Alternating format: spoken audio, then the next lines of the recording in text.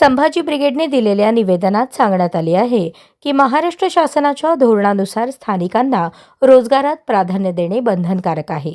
मात्र चिंचोळी MIDC मध्ये या धोरणाकडे दुर्लक्ष होत असून त्यामुळे स्थानिक बेरोजगारीचे प्रमाण वाढत आहे।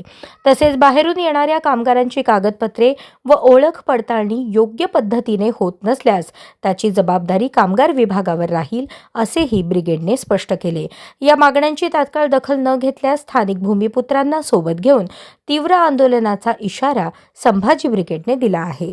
यावेळी जिल्हाध्यक्ष संभाजीराजे भोसले, महानगर प्रमुख शिरीष जगदाळे, महिला आघाडी जिल्हाध्यक्ष मीनल दास, ॲडव्होकेट गणेश कदम, मनीषा कोळी यांच्यासह अनेक पदाधिकारी मोठ्या संख्येने उपस्थित होते। जय जाऊ।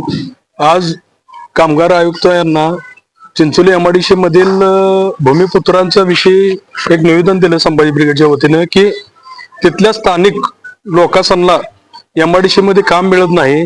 तिथं आमच्या कोंडीतल्या विविधारपळ, अकोली काठी, पाकणे या गावच्या जमिनी गेलेत आणि तिथं स्थानिक लोकांना प्राधान्य नाही। आता तिथं म्हणलं तर MP, बिहार, UP इथले लोक जी आहेत त्या लोकांना प्राधान्य दिलं जातं। तिथं लवकरात लवकर ह्याने जर दखल नाही घेतली, आज आम्ही निवेदन दिलंय, दखल नाही घेतली तर MIDC कार्यालयावर आम्ही मोठं आंदोलन करणार आहोत। जय जाऊ। आज संभाजी ब्रिगेडच्या वतीने सहाय्यक कामगार आयुक्त साहेबांना आम्ही निवेदन दिलेलं आहे। चिंचोळी MIDC जे आपल्या सोलापूरचं उत्पन्नाचं एक सगळ्यात मोठं ठिकाण आहे, ह्या चिंचोळी MIDCच्या परिसरातल्या अवतीभोवतीचे जे रहिवासी आहेत त्यांच्या जमिनी ह्या सोलापूरच्या MIDC औद्योगिक विकासासाठी दिलेल्या आहेत। असं वाटलं होतं की जमिनी जर MIDC साठी दिल्या तर तिथले जे स्थानिक भूमिपुत्र आहेत त्यांना प्राधान्याने त्या ठिकाणी रोजगार मिळतील, परंतु असं झालेलं नाहीये।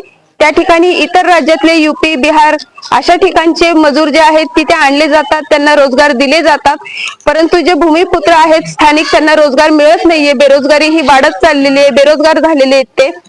यासाठी आज आम्ही सहाय्यक कामगार आयुक्त यांना निवेदन दिलेलं आहे।